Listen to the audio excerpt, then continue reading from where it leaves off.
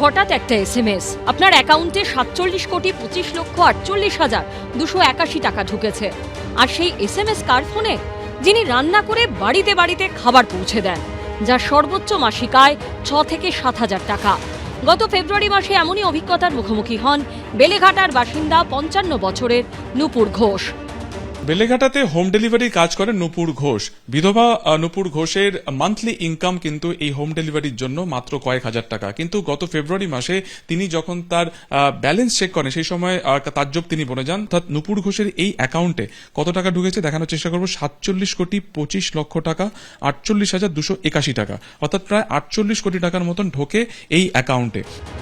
বাড়িতে আর কেউ নেই, একাই থাকেন।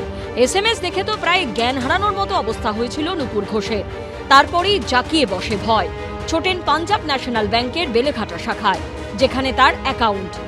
আমি তো হোম ডেলিভারি করি, তা সেইখানে একদিন আমি ব্যালেন্সটা চেক করতে দেখি এত আমার বিশাল বড় ব্যালেন্স। তা দেখে তো আমি চমকে গেছি, আমি খুব আতান্তরে পড়েছে। তো আমি কোনো রকম ব্যাংক থেকে আমি কোনো সহযোগিতা পাইনি। এমনকি আমি একটা চিঠি লিখে নিয়ে গেছিলাম ম্যানেজারের কাছে যে আমার ওই টাকাটা ওটা আলাদা সরিয়ে রেখে আমার ব্যালেন্সটা আমাকে দিয়ে দিতে, যেটা আমার ব্যালেন্স রয়েছে, তা অ্যাকাউন্টটা যাতে চালু করে, ওতে যাতে আমার বিধবা ভাতাটা ঢোকে।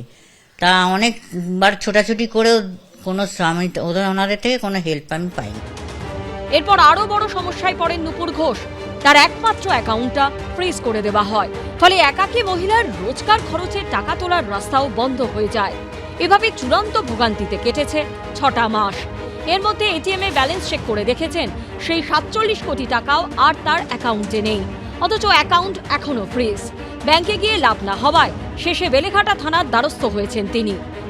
ফেব্রুয়ারি মাসে আমি দেখলাম যে 47,25,48,000 টাকার মতন ঢুকেছে। তা আমি সঙ্গে সঙ্গেই আমি ব্যাংকে এলাম। তা পাঞ্জাব ব্যাংকের ম্যানেজারের সঙ্গে তো কথা বললাম। তা উনি কোনোভাবে আমাকে সাহায্য করেননি, কারণ আমি খুবই একদম সাধারণ মানুষ, হোম ডেলিভারি করে খাই, আর হেল্প করার মতন আমার কেউ নেই। তা আমি ভেবেছিলাম বোধহয় ব্যাংকে আমার হেল্প করবে, কিন্তু কোনোভাবে আমাকে হেল্প করেননি। তা খুব বিপদে পড়েছিল, অনেকবার ছুটেছি, চিঠিও নিয়ে এসেছি, কোনো রিসিভ করেননি ওনারা। পিএনবি কর্তৃপক্ষের বক্তব্য, নূপুর ঘোষের অ্যাকাউন্ট সাইবার প্রতারণার কাজে লাগানো হয়েছিল। তাই সাইবার ক্রাইম বিভাগ থেকে অনুমতি মিললে তবেই ফ্রিজ হওয়া অ্যাকাউন্ট আবার খোলা যাবে। কিন্তু তাতে আরো কতদিন লাগবে? 7-5 না থেকেও আর কতদিন ভোগান্তি পোহাতে হবে, সেটাই প্রশ্ন নূপুর ঘোষের। সুকান্ত মুখোপাধ্যায়ের রিপোর্ট, এবিপি আনন্দ। এবিপি আনন্দ, এগিয়ে থাকে, এগিয়ে রাখে।